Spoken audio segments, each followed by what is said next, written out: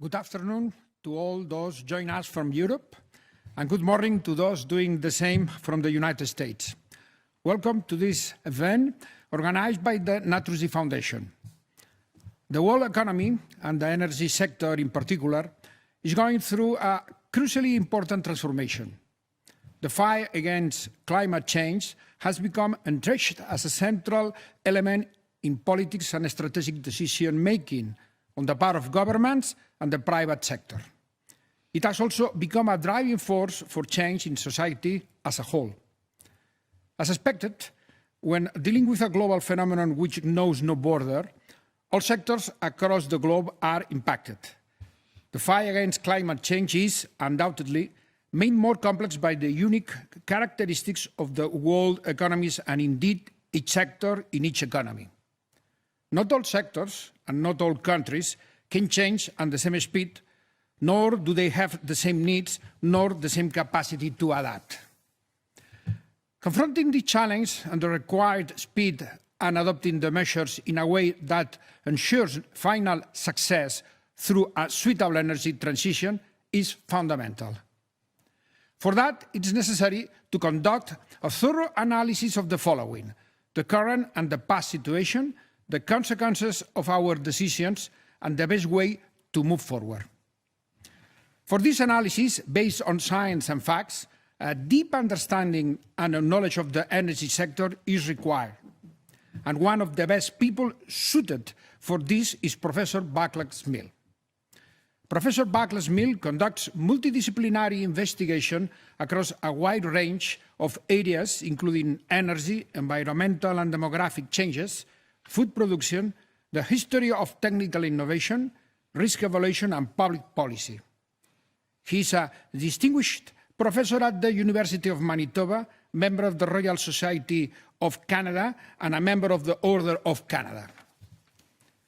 He is a global expert in the field of energy and specifically the evolution of energy transition, which scientific analysis of the data and the possible real-world solutions. He has a broad vision across the energy space, as much from the geographic as from the economy point of view. Today, in the speech that he will deliver, he will provide his vision of energy transition, the speed at which we can expect it to evolve, and also cover the role that natural gas can play in this transition. Regarding both areas, he has published papers that have become globally renowned, and today he will take advantage of this event to present the recently published paper, Natural Gas in the New World, written for the Naturgy Foundation, and that we will make available on our web page. Professor Smil, it's truly a privilege to have you with us today. We await the great interest in your presentation, after which we will have a question and answer session. Professor Smil, the floor is yours. Thank you so much. Glad to be here. This has to have some structure because the topic is vast and we have a limited time. And so what I will do, I will follow the questions which Manuel posed for me a few days ago. And I will start with the most topical of all things, of course. I was asked to say a few things about the COP26 meeting. What has to be understood in the first place? That this meeting is overwhelmingly a political affair. You can download the conclusions, the last document of the meeting, and you can read what it says. The sentence is always started with: the meeting notes, it recognizes with concern, or it urges, but it has no executive powers. It's not legally binding. It is just simply hoping that something will be done. It's like European countries would meet and would say, oh, we will hope that UK will rejoin EU, or we will hope that Catalonia will love Madrid above Barcelona first. You can say all these things, but they are not legally binding and there are no consequences of not fulfilling your promises, and there are no incentives to fulfill your promises faster. So it's just promises, it's just targets, but if it will happen, nobody can guarantee. Now, there is a more fundamental problem with all of this, and this goes to our need for fossil fuels. If we need to decarbonize, and there should be no debate about it, eventually we will, we have to recognize that there must be a certain pace to this. This, after all, is just the latest of energy transitions. And this is what transition is all about. It's a transition. It's a process. It's not a switch. It's not a turnover. It's not an instant thing. It's a prolonged process. And given the scale of energy problems, given the level of our dependence on fossil fuels, this transition cannot be very fast. And people who think that it could be very fast are raising unrealistic hopes. It just doesn't help to say that we can do it in a matter of years. What we will need are many, many, many decades. And I find it amazing that most people who talk about rapid energy transition apparently are not aware of very fundamental dependence the world has on fossil fuels. So I will start reminding you about the depths of this dependence. The best way how to do it is to talk about our dependence on fossil fuels in terms of primary energy. That is all fuels, fossil or otherwise, that is biomass, and the primary electricity, that is nuclear, hydro, wind, solar, little bit of geothermal, so on. As of 2020, the world has derived 83% of its energy, primary energy, from fossil fuels. In year 2020, 2 decades ago, it was 87%. So in 20 years, when we try to build as many wind and solar things as possible, and when we try to electrify transportation by introducing electric cars, the world's dependence on fossil fuels declined just by 4%, from 87 to 83. Now the latest COP26 meeting says that we should reduce our dependence on carbon by 45% in the next 9 years, by 2030. So in 20 years, it's 4% down. Now in 9 years, it should be 45% down. So in past 20 years, we reduce our dependence on carbon by 0.2% a year. Now we should be reducing it by 5% a year, which is 25 times faster. Now I ask you the simple question.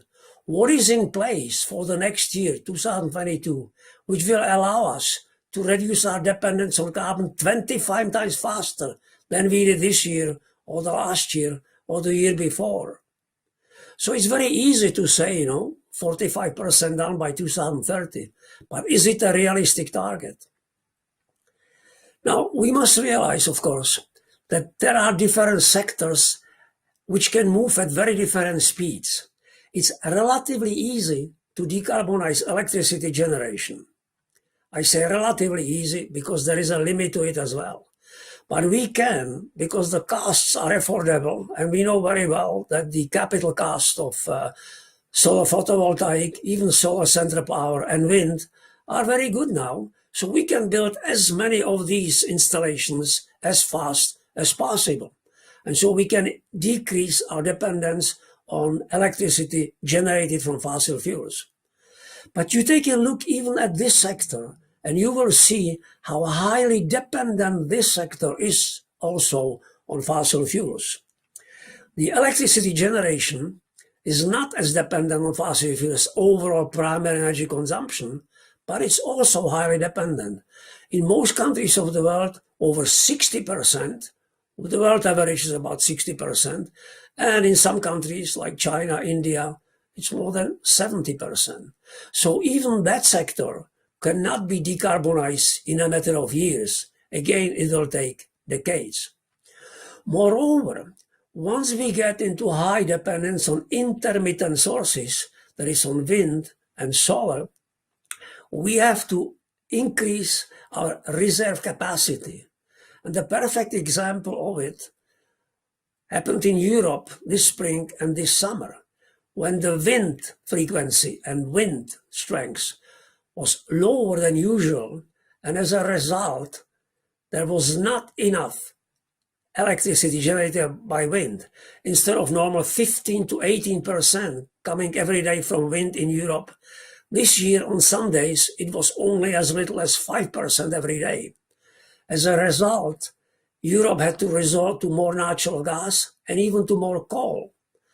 So Germany, which has invested so much into wind generation, during the first half of 2021, generated more electricity from coal than from wind. So even the energy transition in the electricity sector, from coal and natural gas to wind and solar, has to be done at a measured pace. Otherwise, you outrun your reserve capacities and will have problems with supplying the market. Now, this transition must be understood also. It will develop at very different rates in different countries. And there is nothing new about this. This has been always the case. Perhaps the best example in Europe is Netherlands. The Dutch discovered large reserves of natural gas in Groningen, in northern Netherlands, in 1959. And just 15 years later, 1974, they shut down all of their coal mines. So you might say the energy transition from the discovery of natural gas to the last mining of coal in Netherlands, it was just 15 years. So you could have a rapid local energy transition. Similarly in Norway. Norway generates all of its electricity from hydro, and it's very cheap. So in Norway, it's very easy, once you basically pay people to buy or to acquire electric cars, is to electrify transportation. So in Norway now, 80, 90%, even more than slightly more than 90% of all new cars bought every month are now electric. Very easy. If you have all that cheap electricity and if you subsidize in a small country the purchase of these cars, very easy to electrify very rapidly.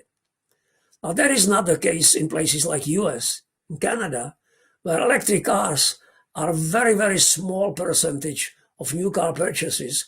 And in US, you have more than 200 million vehicles to replace. So electricity transition or energy transition to electric cars in US cannot happen that rapidly as it will happen or as it is happening in Norway. And of course, you have China and India, which are at very different stages of development. India basically, comparatively, is at a stage where Europe was about 80 years ago. China is now at a stage that Europe was in the 1960s, after rushing very rapidly from situation like before the Second World War into the current situation. Chinese energy per capita consumption quadrupled in just 20 years, from 25 to about 100 gigajoules per year per capita. So China has been running through very, very fast energy transition from biomass fuels, from wood and straw, into fossil fuels, and it's extremely highly dependent on fossil fuels. So it will not be able to become a decarbonized country for decades and decades to come. As you know, the Chinese official promise is 2060, but it's so far away that people who are running the country now will not be around in 2060 to be responsible for those promises, which most unlikely will not be fulfilled. Now, I am astonished that people do not pay more attention to natural gas in all of this. Some do, but most don't. Natural gas is a perfect fuel for energy transition in its early stages, for decarbonization in its early stages, because combustion of natural gas for the unit of energy generates about 40% less carbon than combustion of coal, and more than 20% less carbon than the combustion of refined liquid fuels like kerosene, diesel, or gasoline. So it's a perfect intermediate choice, perfect intermediate fuel, going from high carbon coal to non-carbon renewables, wind or solar or hydrogen or other non-carbon fuels. So we should be pushing the consumption of natural gas as a replacement for coal, a replacement for refined liquid fuels as much as possible. Now, there is the argument that, of course, the production of natural gas generates unwanted methane. During the extraction, during the transportation, there'll be some leakage, and methane, being more powerful greenhouse gas than carbon dioxide, may actually work against natural gas and making it as bad as coal. This may be true if the operation is run poorly, irresponsibly. But if the operation is done properly, if the wells are drilled properly, if they are secured properly, if the transmission lines are monitored for leaks, if everything is done along the line as it should be, then definitely natural gas is a much preferred fuel for coal. And you can look at the United States as the best example of this. It's the best example also, you don't have to adhere to any meeting or organization or agreement which has no binding force anyway. During most of the second decade of the 21st century, US did not belong to Paris Treaty. You know, certainly that Trump was no friend of Paris Treaty or another climate agreements. Yet the United States, between 2010 and 2020, cut down its dependence on carbon, that is, it reduced carbon emissions by 8.5%. You could look up the figures and you see Germany, which belonged to Paris Agreement, which has explicit policies of decarbonization, which is investing hundreds of millions of euro into Energiewende. But what percentage Germany reduced its dependence on carbon between 2010 and 2020? Well, by 8.5%, exactly as much, or almost exactly as much as Americans have done. And how did Americans achieve that thing? Not by building record numbers of wind and solar capacities. They did that too, of course. But above all, by shifting their electricity generation massively from coal, closing down all these old coal-fired power plants, many of them built 1950s, 1960s, and turning to natural gas, generated mostly using gas turbines, and gas turbines in combined facilities with high 60% energy efficiency. So this is how America reduced its carbon emissions by nearly 10% by turning from coal to natural gas. And if China would be following the same trend now with increased imports of natural gas from Russia and LNG from Middle East and from Australia, China would be also shedding slowly its dependence on carbon from coal. So natural gas is a unique fossil fuel. It still, of course, generates carbon, but given the fact that it produces so much less than coal, and given the fact that it's so flexible, so transportable, and given the fact that we can burn it in combined cycle turbines with 60% efficiency. Actually, now the best turbines are a little bit over 60%, which is an efficiency unequaled by any other converter of fossil fuel. The best diesel engines are about 50%. So this is an excellent way how to move slowly into decarbonization by turning to natural gas. Now, of course, as we know, there is a problem, global problem, except for North America, really, so otherwise it's global, with the supply of natural gas. And the problem is especially severe in Europe, because Europe somehow miscalculated. Europe should have realized that the Dutch production, which is now really winding down, will be eventually terminated. Europe knew that the North Sea production will be becoming less and less intensive and will not be able to supply the previous demand. And Europe should have realized that it's not to its best interest to be dependent on the Russian gas to such a high degree. Now, of course, these things are well known, and Europe has made steps to diversify the supply by importing energy from other sources, especially from Middle East and also somewhat from the United States. But this has been the missed opportunity, especially with large increases of natural gas production in the US, which hydraulic fraction brought around, that Europe and US should have entered into some grand agreement about mass supply of natural gas to Europe. I know it's not easily done. There are always different political preferences, but that was a great missed opportunity, because Europe now finds itself with great shortage of natural gas, which is not going to disappear. The current very high prices are not to last forever. They'll come down, but they will not return to low prices of the past.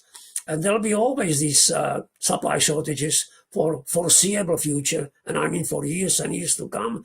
Because as you've just heard this morning, Nord Stream 2, which was to help to alleviate the shortage, is even further away from delivering gas to Germany, because Germany now insists, of course, on the transfer of legal entity from Switzerland to Germany before the pipeline could be filled, before the pipeline will start operating. So unfortunately, Europe cannot take as much of the advantage of using this great low carbon fossil fuel as is happening in the United States and in Canada. Now, I should address also another very important thing I was asked to talk about, and that is, in the long run, what is the relationship between the energy consumption and economic growth? And people frequently use this very unfortunate term of decoupling. People are talking about decoupling of economic growth from energy consumption. That is a wrong term, because decoupling means, it's coupled and it's decoupled. It has nothing to do with each other. That is very wrong.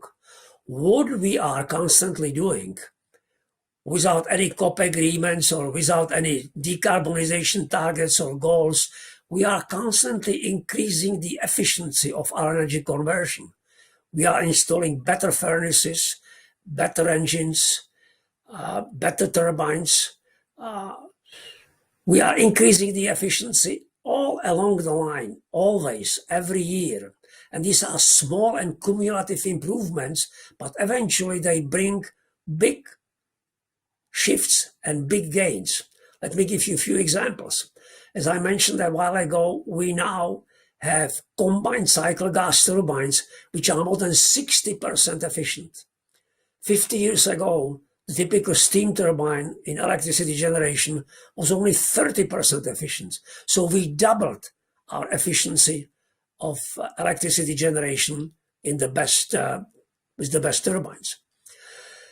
Our internal combustion engine, the classical one, gasoline one, that used to be 15–20% efficient. Now the best of them are approaching the efficiency of diesel engines, which also used to be like 25 or 30% efficient. And now the best diesels are 50% efficient.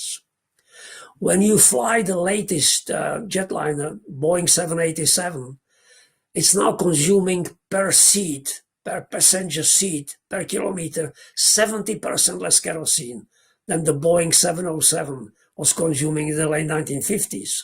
So this is what we are doing constantly. We are improving the efficiency of conversion, and as a result, we need less energy per dollar of GDP. So energy intensity of our economies is declining, but we cannot decouple them totally. What we are doing, that we are producing more GDP with less joule or less energy per unit of GDP. But there is a limit to it.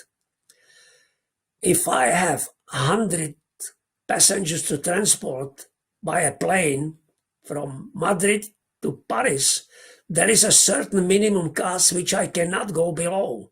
There is a simple equation, right? Kinetic energy, half mv squared. And even when I run with 100% efficiency engine, I have to deliver that. The same thing is true about producing materials. Every year, we have been producing materials with little less energy cost.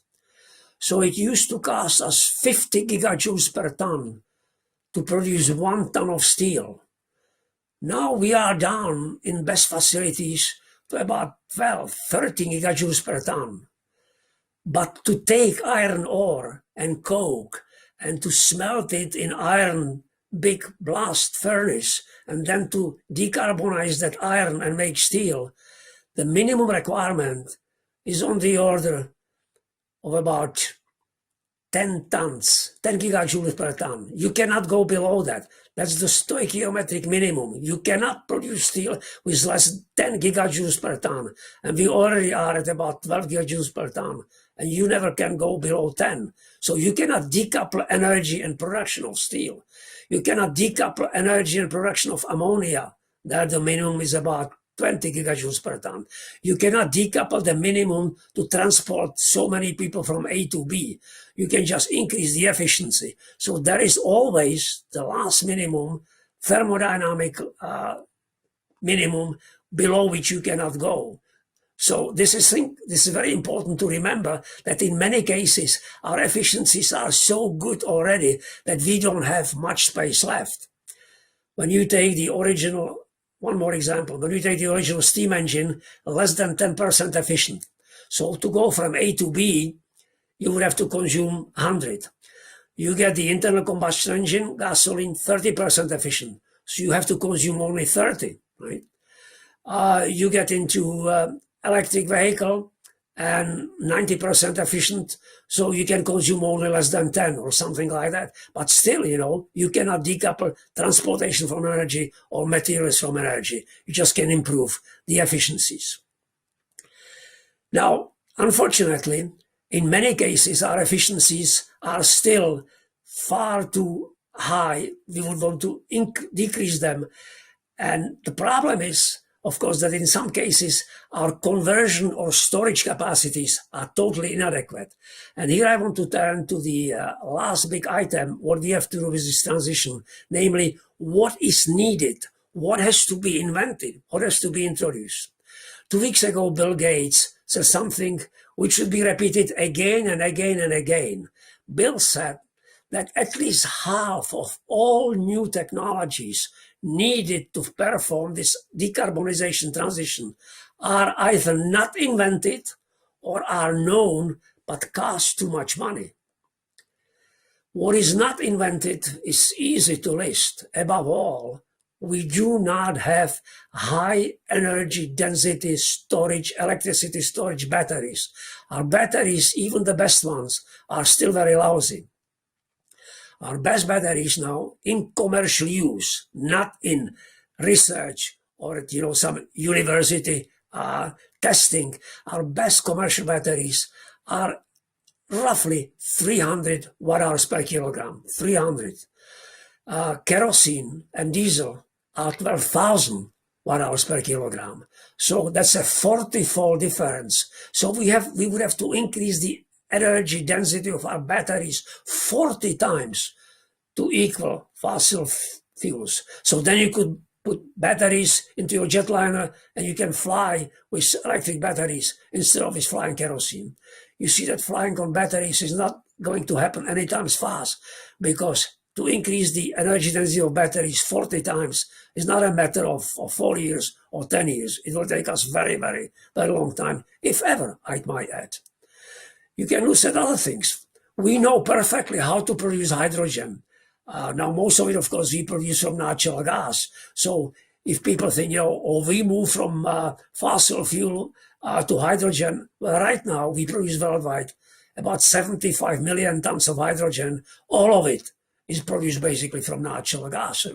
So that's not a green hydrogen. But we know how to produce green hydrogen as well. You could produce it from electrolysis of water.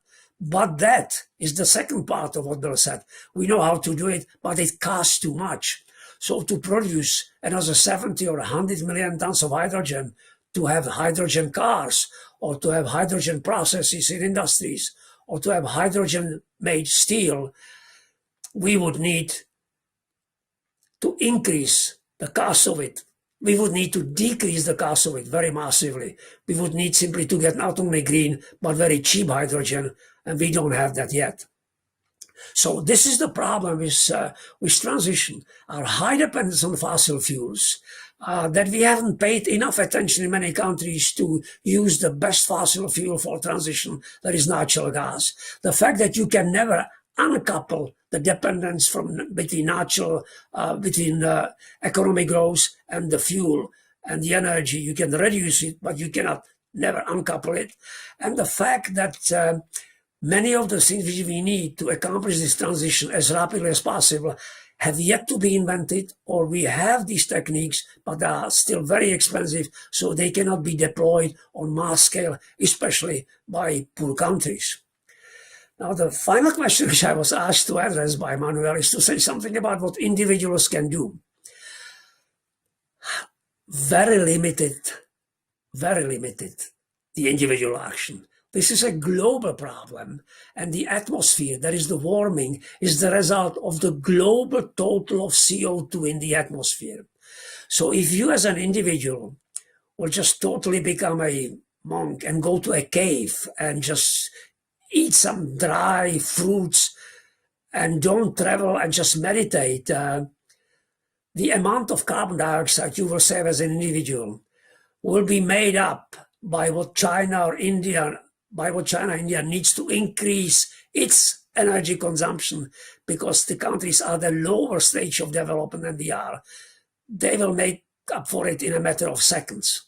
Even small countries, like if you take Latvia or Estonia or Portugal, the annual carbon emission in those countries are less than the rounding error of the Chinese coal emissions, because we don't know the Chinese emissions down to the last ton. So it's all just estimates and rounding. So there is very limited amount which an individual can do, no matter if you stop eating beef or if you stop traveling by plane, or if you just keep walking instead of taking car. What it requires is just simply a slow, gradual, multi-decadal process of turning from one form of energy to another form of energy. We've done it before with going from wood to coal, then from coal to oil, then from oil to natural gas. Now we're still moving into natural gas and moving into renewables and perhaps into more nuclear, although nuclear doesn't have too many friends. But it's important to remember that this is a transition, not a switch, that it will take a long time, and it is highly responsible for people to say that we can accomplish it in a matter of years, or in a matter of decades. I'll stop at this point, and I'll be glad to take any questions you have. Thank you. Thank you very much, Vaclav. As always, it has been a really, really impressive and interesting lecture. And as always, also based on facts based on your scientific knowledge and the reality of the world we are living in. Indeed, we are just in the middle of this energy transition, as you used to emphasize. No, you did it this afternoon. This is a transition, and in this way it should be considered. But at the same time, we are now facing the problem of the fight against climate change. So it means that probably energy transition is slightly different than some others in the past. Okay, we now begin the second part of the session, question and answers, and you can submit your questions through the platform that you have at your disposal in the webcast. There are many questions already submitted, and I hope that we will be able to raise those issues in which you are expressing the most interest. First of all, you talk, Vaclav, about Glasgow, about the COP in Glasgow. I would like if you can talk a little more about regarding if you see any kind of influence on the evolution of the energy transition, and specifically, which is your opinion about the CO2, the carbon pricing, the CO2 markets? If this will be a tool which could or can help in this reduction on this energy transition. You mean the tax, the carbon tax? Yeah, carbon tax, or yeah. Well, in the first place, as I said, it's always been, all the COP meetings have been misunderstood. These are not international treaties. Treaty is a binding agreement. You sign the treaty and you are obligated by the treaty to adhere to it and to meet the targets or to meet the promises or whatever, right? So if you sign the treaty as a country entering the EU, you have obligations. And if you don't meet those obligations, the Brussels would see to it that you keep on meeting those obligations. Now, the COP meetings are just that. They are just meetings. They don't carry any obligations. Maybe some kind of moral obligations, but no legally binding obligations. And moreover, you can reduce the problem actually, so it's a global problem, but we have 200 countries. But it's really not necessary, or it's irrelevant what Ethiopia or Sri Lanka would do. I mean, these are important, populous, big economies in many ways, but in terms of carbon emissions, it's very, very low. So what matters is what these five big actors will do. China, which is number one, out of 37 billion tons, it's producing 11 billion tons of CO2 every year. And then, of course, United States, and then EU, and then Russia, and then India. So what is required for, even if it's not a legally binding treaty, what is required for COP to work is for these five big emitters to work together and to come to some agreement. And you've seen at last meeting, COP26, that these five big emitters have not come to any agreement. India objected against even saying phasing out coal. So India insisted for the whole day before the final agreement started, saying phasing down coal, not phasing out, because India remains a big coal country. Right? Russia didn't even bother to attend, so to speak. Right? So you see, it's extremely difficult to get agreement even among five countries, or EU being a group of countries which matter really. So how will you get an agreement on actual taxation rate, whatever it should be, 2%, 5%, 10%, 15%, among 200 countries of the world? So just from that point of view, because that agreement would have to be legal and binding, because what's the point of saying, some countries will have it, some countries will not have it? If a country says, I'll be taxing myself 15%, disadvantaging my industries, and China will be taxing 0%, putting their industries at advantage, who will want to be part of such an agreement? So I just don't see how the countries which cannot even sign something kind of promising on a dotted line, how they will sign something legally binding. So I don't see any global carbon tax anytime soon, regardless if it's a good things or bad things to have. It's a totally different debate. I'm just talking about what are the chances of, forget about 200, but even like 20 or 50 major countries, even 5 major countries coming to an agreement and saying, we will have a binding common carbon tax. I just don't see that happening at all. Okay. There are several questions about China and a worldwide view about the energy markets, and specifically about the gas markets. You talk about if China shift their generation from coal to gas. Yeah. There are some questions about could this situation create a problem or tension in the gas natural prices? And linked with all of this, do you see any problem regarding the gas natural reserves all over the world, or in terms of production or investigation? Well, China already, as you know, is deeply, deeply engaged in the global gas market. Some of the world's largest pipelines are now taking gas from Siberia to China, from Central Asia to China. And China, of course, is now the major player in LNG, bringing LNG wherever they can get from Australia. So China already is a huge player, but people have to realize that what happened in China so far is nothing compared to what could happen in China in the next 10, 15, 20 years. Because again, this shows the massive dependence on our fossil fuel. Think of it that China is now mining every year more than 4 billion tons of coal. More than 4 billion tons of coal every year. So just to reduce its debt, imagine if China, you can do those calculations, it's easy to do this back of the envelope calculation. If China would reduce its dependence on coal by just 50%, it's replacing 2 billion tons of coal. That's more coal than it's mined in the rest of the world together, right? So Chinese hunger for natural gas is virtually unlimited, really, right? And one thing which I always advise people to do is never to forecast in long run, right? Because after all, that hunger couldn't be realized because you cannot develop this new capacity so fast. So there is a natural limit, to satisfying that hunger, really, right?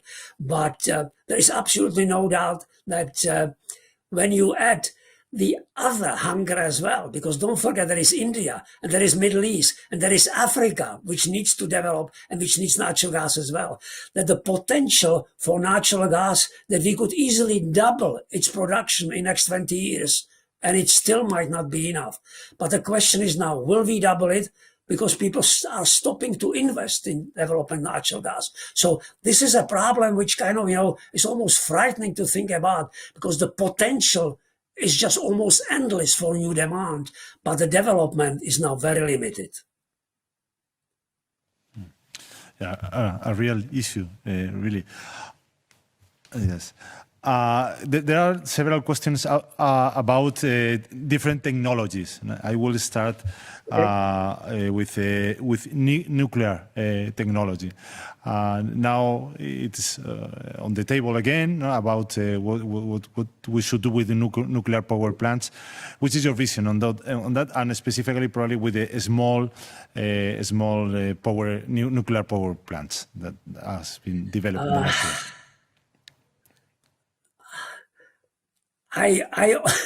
Whenever I'm asked this, I'm always like, throw my hands and say, just forget it. Okay, let's start with the flavor of the week or fashion of the month. That is the small modular nuclear reactors. The concept of these little machines goes back to early 1980s, when it became quite clear in the US that the breeder reactor, which was the great hope, during the 1970s, the nuclear people in US believed that by the end of the century, by year 2000, all electricity in US will be generated by nuclear fission, and most of it, not just by standard pressurized water reactors or boiling water reactors, but it will be generated by breeder reactors. So people in the US believe in 70s, early 80s, that the breeder reactors are the future. But of course, breeder reactors have their well-known technical problems working with liquid sodium, etc. And all the breeder reactor development in the US was stopped in 1983. So the people came up with the great replacement. We'll turn to small modular nuclear reactors. We'll be able to build them fast and they'll be much cheaper, because the old reactors were, they took decades to build, very expensive. So this is 1981, 1980 to 1983. 93, 03, 13, almost 20, so it's almost 40 years. So we've been talking about small modular nuclear reactors. Could you show me one which is now commercial, operating, cheap, inexpensive, and reliable? No, you can't, right? We are still talking about them. Now, some of them are now approaching that stage when we might eventually get them, but we still do not have them. And because they are small, we would need very large number of them to make up the capacities of the coal-fired power plants. Because the large coal-fired power plants are, 1 gigawatt, many hundreds of megawatts, 2 gigawatts. And if you have a small reactor of 50 megawatts, well, you will need a large number of them to replace all those aging coal or natural gas plants. So small reactors, I would say, when I see them, I'll tell you they are good. When I see them in their hundreds or thousands, right? As far as the big ones, you say they are on the table. They are and they aren't. They are on the table in France, because France always, for past 30 years, derived more than 70% of its electricity from nuclear. But Germany, as you know, the #1 economy in EU, is closing down all of them next year by law. They just hate them, right? So there is no love lost. I mean, Europe mostly hates nuclear. Europe, many countries, Italy never even built a single reactor. There are some countries which wouldn't touch the nuclear with a long pole, right? Italy, Germany, Austria, right? There are some countries you build them, Czech Republic, Spain, but, not so common. So I just don't see. This has nothing to do, again, the question of our carbon tax has nothing to do if it's good or bad, but what are the possibilities of it actually being adopted and enacted? So with nuclear, you can engage in the debate. Is it good or bad? But that's besides the point, because many countries don't want even to consider it. Some like it, but many absolutely don't like it. So I just don't see how Europe can move strongly into nuclear when its number one economy is absolutely dead set against nuclear. It's true, yeah. There are some other questions regarding different technologies. Some of them regarding the storage, energy storage. And the specific one is about the role you can see the hydroelectric storage. And general question is about which is the main technology you see in the future, in your opinion, taking into account that some great developments have to be done. Look, you might reuse the world energy problem to this, basically. There is plenty of sunshine in all kinds of places. Maybe not in Seattle or maybe not in Scotland, but there is plenty of sunshine. And the photovoltaic panels are cheap now. So basically, we could just pave a large part, or not so large, but part of Sahara with photovoltaic panels. And it's cheap. We could generate the electricity, PV electricity. And if we would have cheap mass-scale storage, then we would just store it and distribute it around the world and would be done. There will be no global energy problem. But that is the problem. We do not have a mass-scale, affordable, high-intensity, high-density electricity storage. Again, people have these misconceptions because we are making better batteries, putting them together. We are now storage like 100 megawatts here, 100 megawatts there. That's peanuts, of course, 100 megawatts.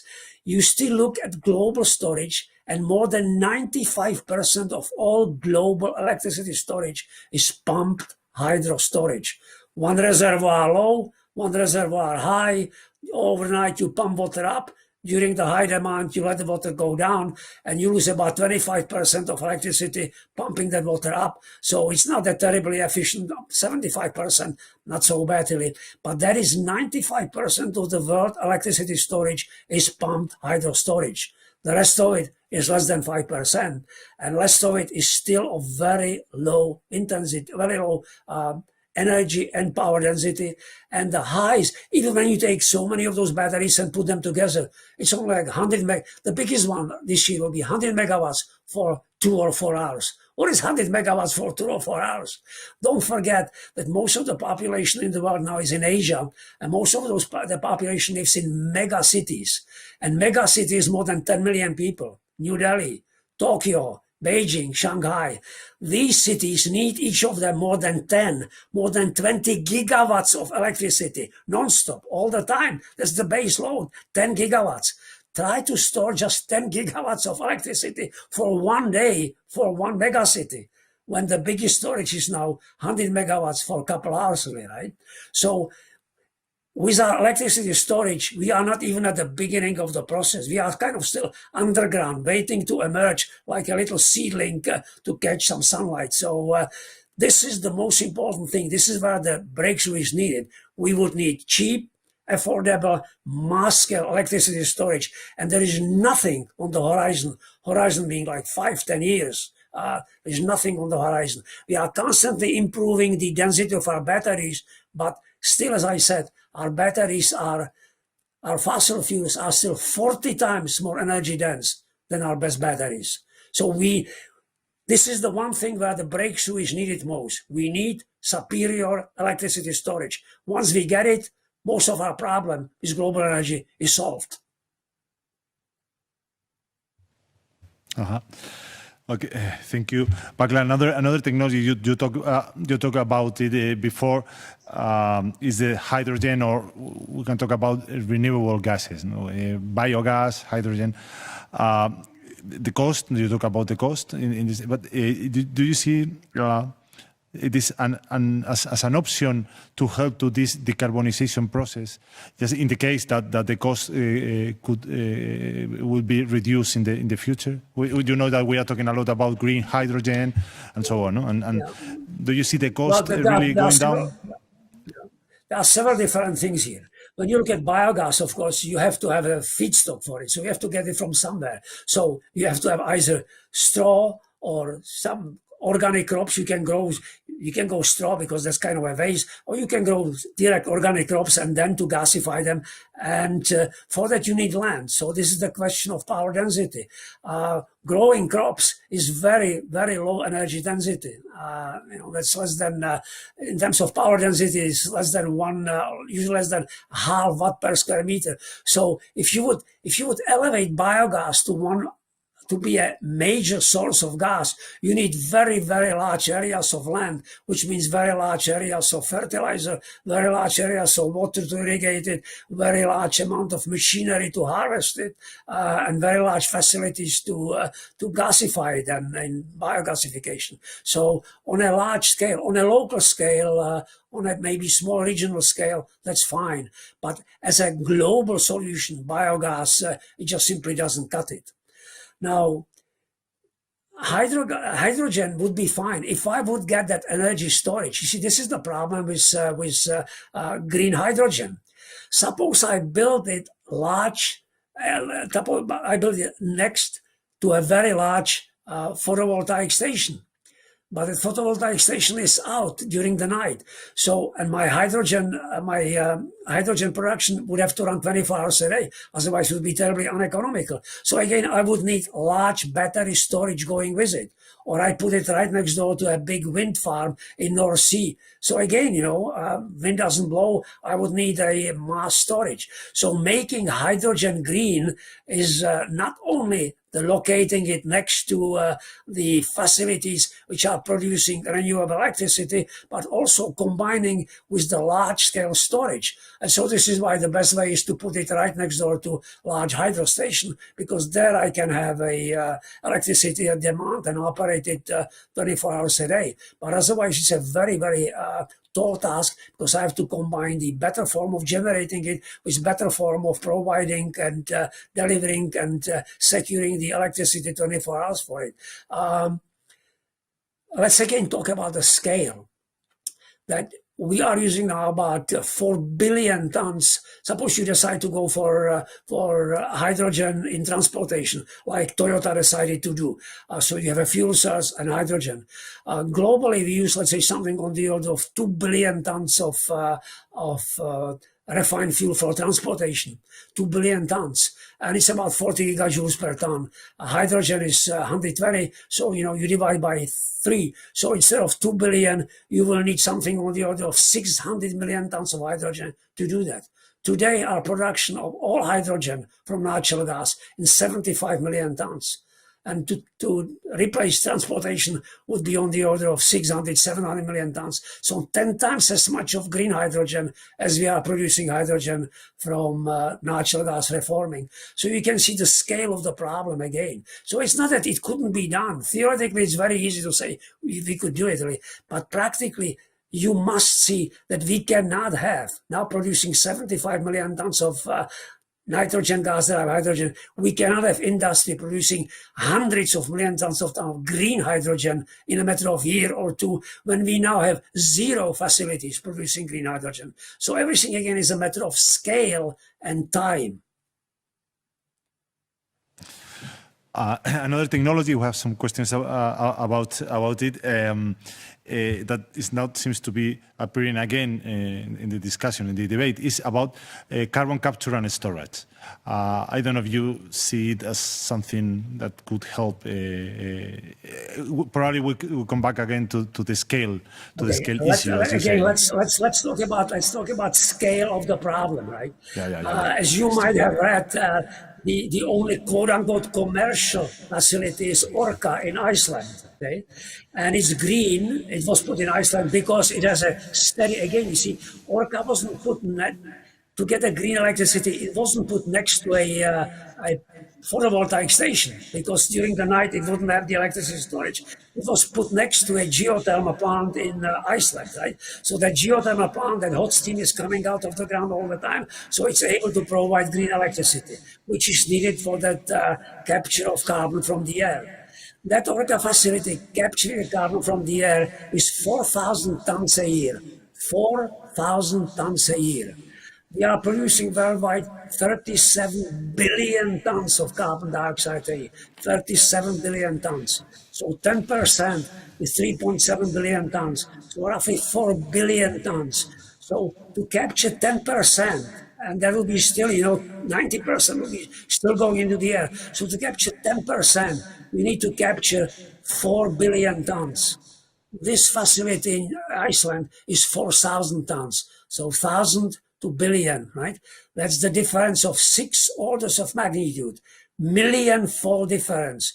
So you see how many Orca facilities you would have to capture just 10% of CO2. I stop at this point. You can make the deduction. Again, the scale is defeated. Forget about the cost. Just the scale, right? 4,000 tons versus 4 billion tons just to capture 10% of CO2. Yeah, it's true. The scale issue, no, is always there. No? I'm sorry I have to repeat these things, but this is the world we live in. That's the only one. We don't live in the world of fantasies that may be, science fiction may be good for books and, maybe good for some internet postings by some teenagers. But we live in the real world where we deal with 37 billion tons of CO2 produced every year by a society which depends 83% on fossil fuels. That's the reality of the world. Question is the citizen. You talk about the citizen, and I would like to ask you that probably I know the answer, but do you think that in terms of communication we are doing it well or not? In the sense that is the citizen really aware of the implications of the demands that sometimes we can see in the media? Well, this is absolutely, this is a key question to ask. And the answer is that it's just off out there. Basically, most people now think that energy transition is like getting a new cell phone. You get a new you have an old cell phone, it doesn't have any pictures. Then you get a new mobile, it has all these pictures and connectivity. So you just throw out away the old one, get a new one. Well, it's not like that. It's 10 billion tons of coal, oil, and natural gas. And this is burned in 1.4 billion vehicles. There are 1.4 billion fuel vehicles on the road, right? Cars and trucks and all the things that go, right? There are tens of thousands of jetliners, tens of thousands of container ships and big bulk ships around the world, right? More than 1 billion people require fuel for heating. I have this beautiful natural gas furnace, which is keeping me warm because now there is a snow outside of my window, really. So more than 1 billion people need natural gas heating, right? 1.4 billion vehicles. We produce more than 1 billion tons of steel using coke, which is made from coal, really. So this is not like, getting a new model of something, really, right? So this is to answer your question, is the awful job. People are not aware of the reality at all because people think it's just simply changing something for something else. No, it's not changing something for something else. It's changing the fundamentals of the world because every economic transaction presupposes and contains and involves energy conversion. So basically, decarbonizing our world is changing its fundamental operation. It took us 200 years to get into this level of dependence on carbon.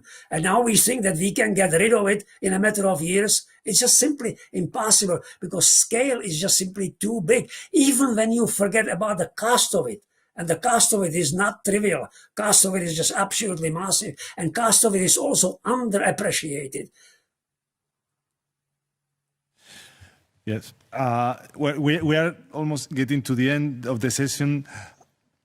But I have the easy question now to finish the session. No?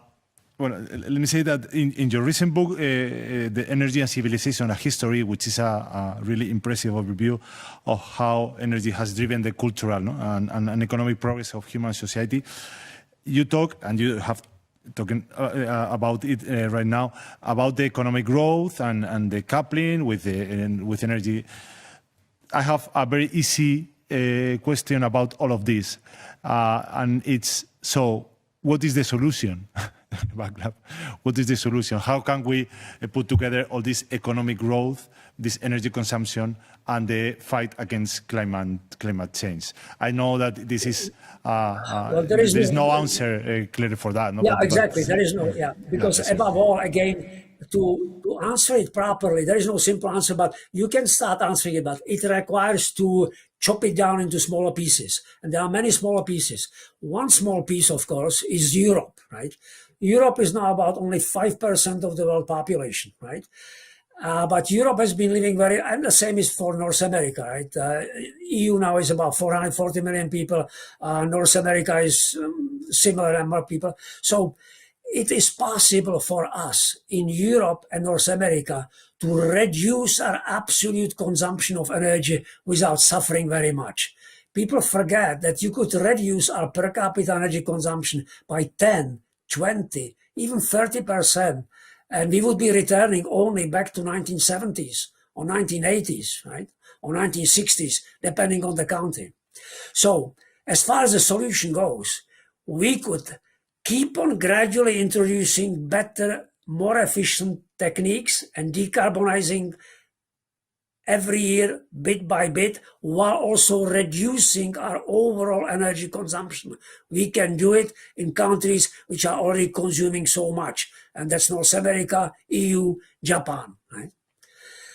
Then you have countries which are consuming quite a bit, and there is China is, EU is about 130, 150 gigajoules per capita. China is about 100. So they're already coming to EU level, but that's the average figure. Many people in China are still very poor. So China still needs to do a lot more. But think of the fact that India is 25 gigajoules per capita. India is just 1/4 of China. So India, to catch up China, would have to quadruple 4 times its energy consumption. So we can ask ourselves, we should and we could reduce energy consumption. But India, to reach some decent quality of life, has to increase its energy consumption massively. So EU 130, China 100, India 25, but Africa less than 15. Sub-Saharan Africa, less than 10. So Africa would have to do 10 times China to reach China today, really. So you see that there is no possibility how we can ask people, even in China, but especially in India or Africa, to reduce their energy consumption. They must multiply their energy consumption, which will put another pressure on the demand for coal, oil, natural gas, on solar or wind, on everything, because they consume so little, they will take any form of energy they can get to raise the standard of living, really, right? So this is a global problem, but we have the luxury of reducing our use. They don't have the luxury. They must increase their use. And this is not sufficiently understood, that you cannot ask people who are consuming 1/20 or 5% what you do to sacrifice. Those people will.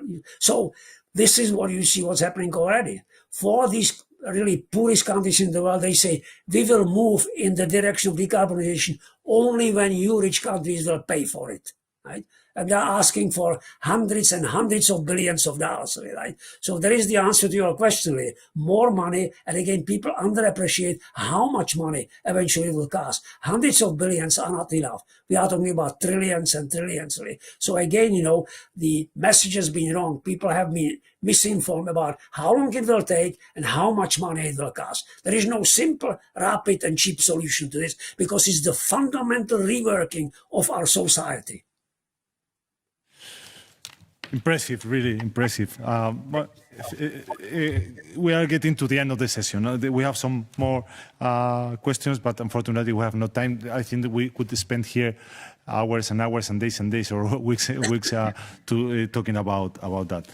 Vaclav, as always, it has been a real pleasure and a privilege for us to having you with us and listen to your vision. And you always say your insistence on that we should base our decision on the reality of the world and on the data and the figures, and that will be the only way to achieve the ambitious objectives that we have set. Thank you very much again. We hope that we can meet next year probably, and we hope that physically you can come to Spain. And to all of you, thank you very much for your presence. And I would like to remind that in the Naturgy Foundation website, we have the document written by Vaclav about the natural gas in the new energy world, where he reviews or gives an overall analysis of its situation and the role that, in his opinion, could play in the future. It's in our website. Thank you very much again for all of you, and I hope the session has been of your interest, and see you next time. Thank you very much. Thank you so much. Thank you so much. Bye-bye.